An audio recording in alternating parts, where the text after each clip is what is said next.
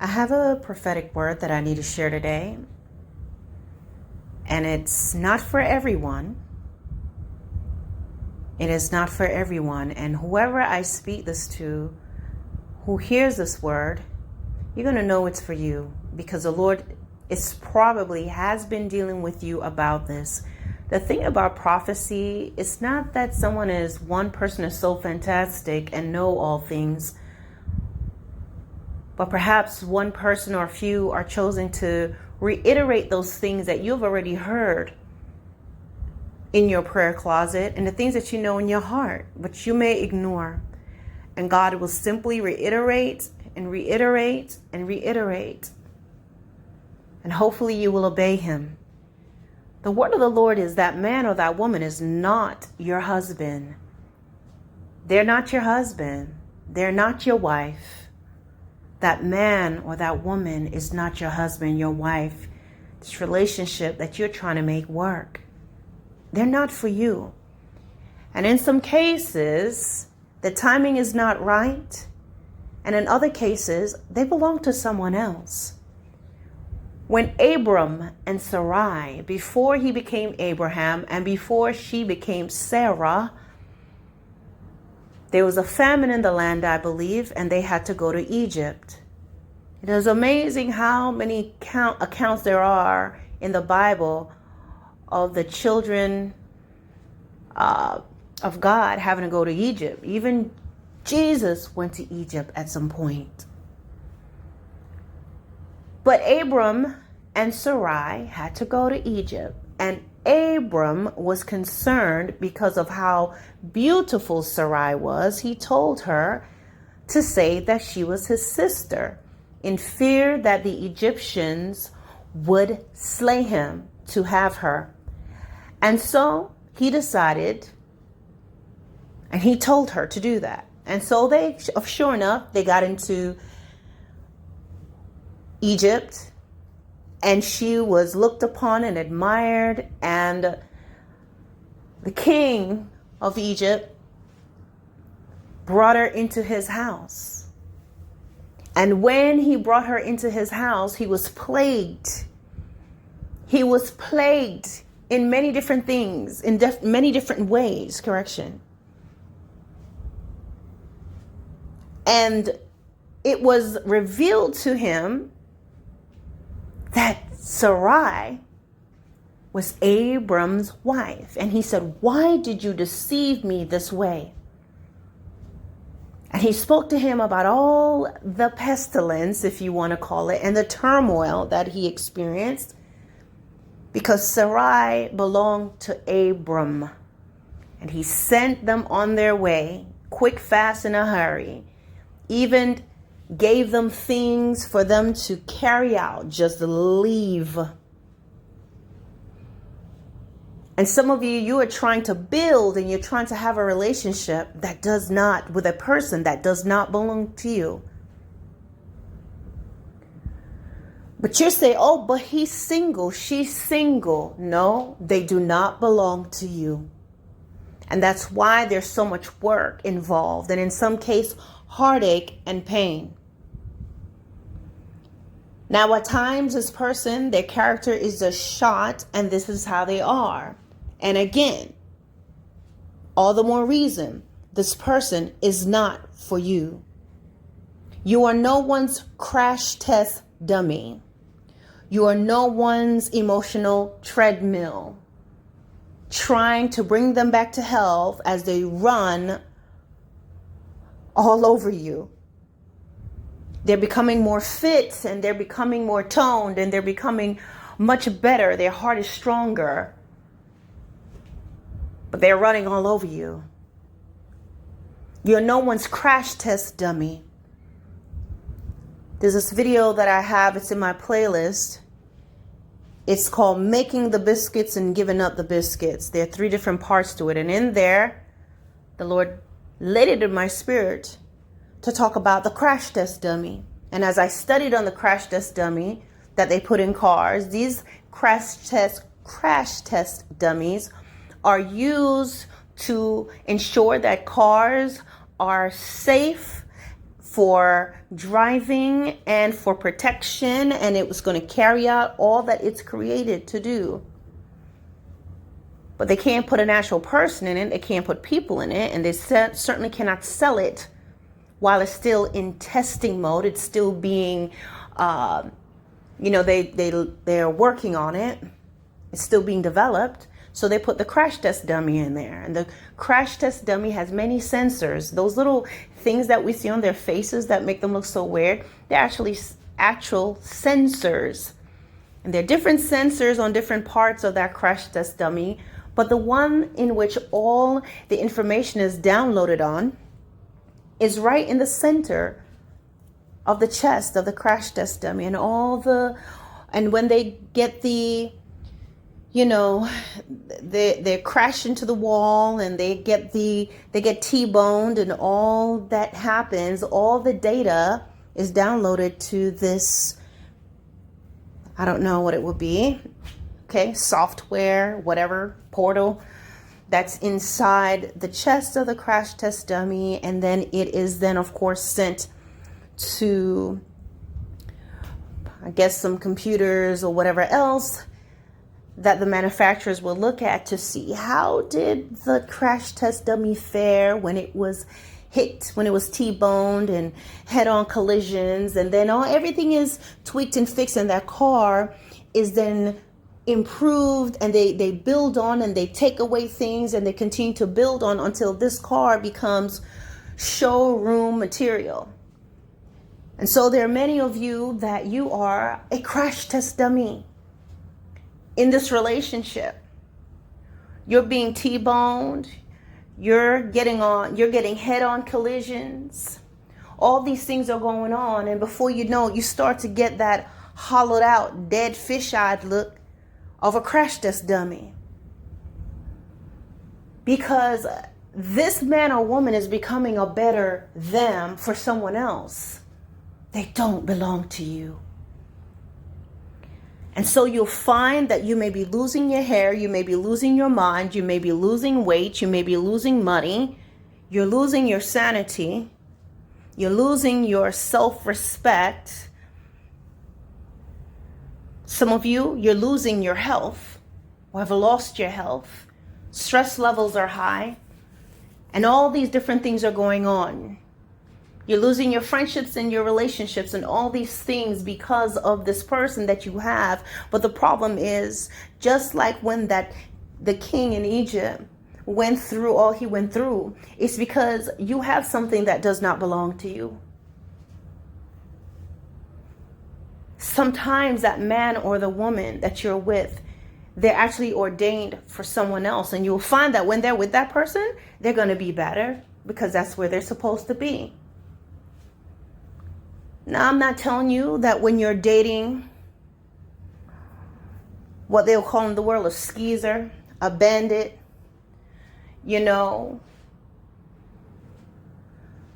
people who are dishonest. No, it has nothing to do because they're with you. That's a character thing, and they will still need to work on those things because whoever they're with, they will be the same way. Okay? But what I'm trying to tell you here, what God gives to you, it will bring no sorrow. And you're trying to work so hard on keeping this relationship. Some of you, it's like there's something you must prove to everyone. Oh, this person looks good on paper. This person looks good. This person looks good on your arm. You want to get married, you must get married. You must be in a relationship. Oh, I'm not going to let him go so he can get her or she can get him, or so that this guy can get her. No, she looks so good. She looks like a video vixen. I got to be with her. She makes me feel so good. But I'm here to tell you that the Lord is putting it in my spirit to say to some of you that the reason why you're going through so much turmoil and so much drama and so much stuff with this person is because they're not for you. Number one, they belong to someone else. And number two, this is not the time. Sometimes that person can be for you, but this is not the right time. But I'm here to tell you, It's about less than 1% of y'all that this person is not for you. A lot of these individuals are just not yours. And what you're going to do is you're going to find yourself spending so much time trying to maintain and keep this relationship. These relationships in which it requires a hard hat, steel toe boots, a utility belt, emotional plaster to plug all the holes.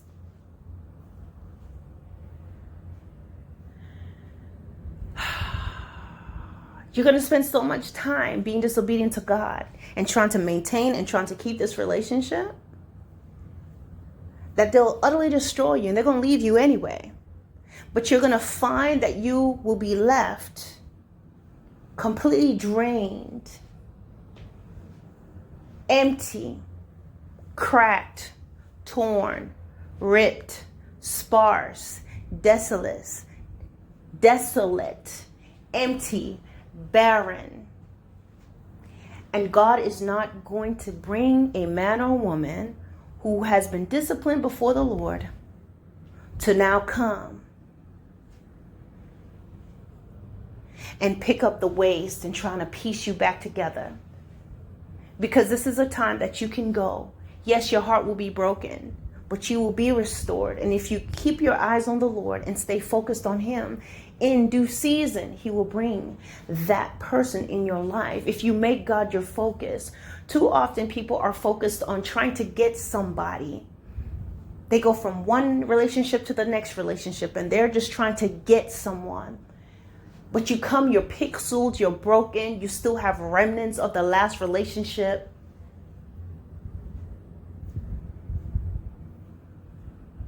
And you mess up people. The word of the Lord today, my brothers and sisters, for who it applies, is the reason why you're going through so much hell. It's because that man or that woman you're trying to build with belongs to someone else. Oh, and it's in my heart to talk to some of you that you have taken, somebody, they were married and you were with them while they were married and they left their spouse to be with you.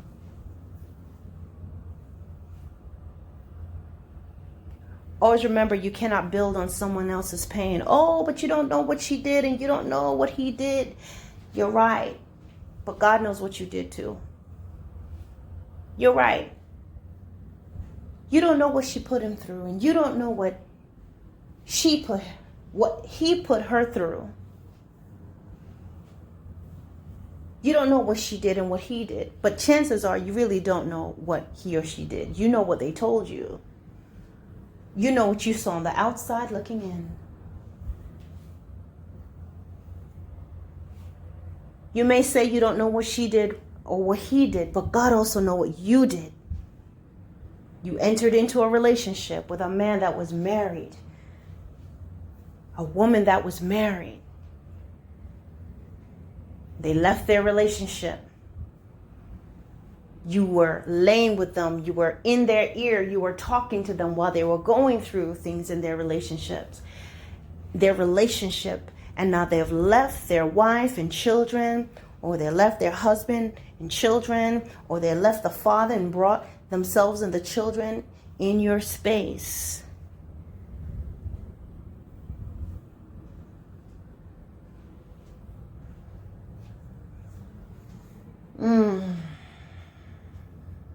You may be experiencing the fallout of that right now. David and Bathsheba stayed together. The Lord allowed that. But there was blood in David's house as a result of that sin. Even though David did ask for forgiveness, there were perpetual sins that took place because of David. Things that even came upon Solomon, and then from Solomon to Rehoboam, and further down, Absalom was one of the main events and the fallout of David's sin. So keep that in mind. Oh, when you get a husband or a wife at the expense of somebody else. A sword is in your home. Even when you ask the Lord to forgive you, He may give you some grace and mercy, and you'll find that He gave David some grace because certain things He did not allow to happen to David while he was on the throne, but it was going to happen. It's in the Word, my brothers and sisters. God is not going to ignore the cry and the tears of that husband or wife that you left behind simply because you asked for forgiveness. He's not going to ignore the voice and the cries of those children that you left behind or you neglect. He's not going to ignore the cries of this woman that you left her with an STD, or you had to smear her character. You had to smear his character to justify your relationship with this man or woman. You had to say that he was a brute and he was beating you when he wasn't. You had to say that she was unfaithful when she wasn't, so you can be with this person. God will not ignore her tears. So you may have asked for forgiveness, and there's certain things that the Lord will keep from happening to you. But there are repercussions for it. Be prepared for it. Pray that God will give you the grace to endure.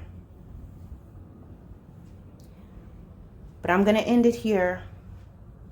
That man or that woman that you're with, the reason why it's so hard and everything is so difficult is because they don't belong to you. They belong to someone else. And God has already shown you. Let it go. That small percentage of you guys, this relationship with this man or woman, it's not the time. And in God's timing, that man or woman will be who they need to be. But this is incumbent on if they are obedient to God. So do not sit there leaving your life on hold and looking behind you and not moving ahead in the Lord. When you seek first the kingdom of God, according to Matthew 6:33, then everything else will be added to you. When you put God first, when you give Him your heart, and you ask Him to guard your heart, and you turn everything over to Him, and you focus on doing His work, then if someone is going to be for you, it will be. I would tell you that being focused on the things of God, I can honestly tell you within my heart, I have no desire for anybody. And it's not because I don't care or nothing like that, but when your hope and when you turn everything over to God,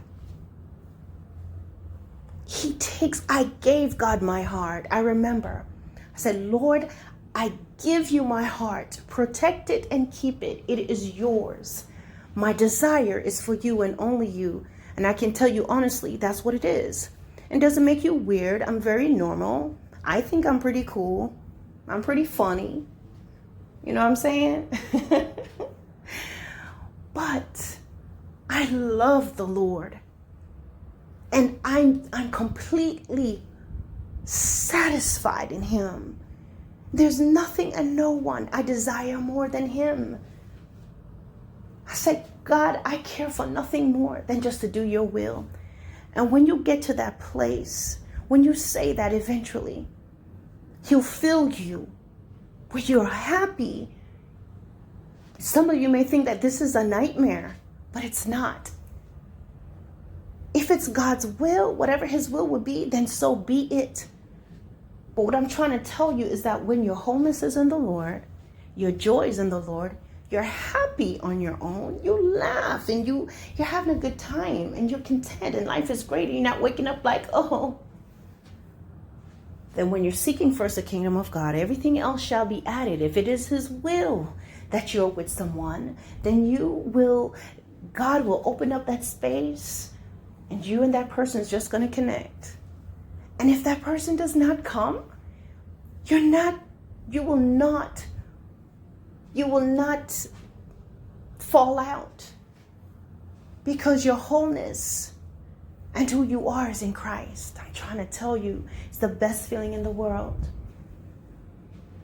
But for those of you that your spouse and your husband and your partner is going to come, they will not come as long as you're holding on to what belongs to someone else. And in some cases, the accursed thing, this relationship that's eating away at everything. and you're working so hard to keep it. Your hands have become rough spiritually because you're working so hard. You're trying to make it happen. You can't even relax because you don't know what's going to happen next. If you obey the Lord and open your hands and let go of this relationship, you're going to see the blessings. You're going to experience God's peace. You're going to experience His joy. Because there's some of you, it's like you're not doing it. God, bring me my man and bring me my next woman before. No, a lot of times you have a lot of healing, because that's why I keep choosing the wrong person, because there's healing and pouring out and cleansing that needs to take place. Before the doctor can put the antibiotics and begin the healing process of a wound, he first has to clean it out, and it's normally painful and it's not pleasant. Sometimes there can be a stink, and there'll be pus, and there'll be drainage, and there'll be bandages, and there'll be gauze, and there'll be all types of stuff going on. You're going, no, don't touch it. But it's necessary. He can't just wrap it. Some of you just want God to wrap you in the arms of someone else while you have a stinking pustule sac from your last relationship and your baggage, and now you're coming to this man or woman with that dead fish-eyed look in your face, like a crash test dummy. You've got that pinched expression. Your face is looking like balled up homework because of the last relationship you were in, and you are like dating a mannequin and a stick because you are so hardened and fossilized, and you expect this man or woman who has been in the presence of the Lord to now work with you and to fix you and to prop you up. And I'm here to tell you, imagine yourself carrying a mannequin, how stiff it is. Imagine trying to have dinner with a mannequin. It's so stiff, you're trying to sit it down. You're trying to prop it up, trying to sit it up. That stuff look crazy, trying to get it in the car. This is how much work it will take if you don't allow the Lord to get you in a place where you are made whole and you are pliable and you're softened again. Your heart is no longer a black stony heart, because you will be like this stiff mannequin that someone is trying to make and to have a relationship with. You will destroy them. You will be a burden. You will have to be carried. You have to position. You have to be propped. You have to be primed all the time because you're stiff and full of hurt. Please allow the Lord to heal you. Allow Him to do the process. You must first let go and trust God. Oh, this relationship is going to destroy you if you don't let it go. This relationship is going to keep you out of your promised land if you don't let it go. Trust the Lord, my brothers and sisters. Obey Him. This is the word of the Lord.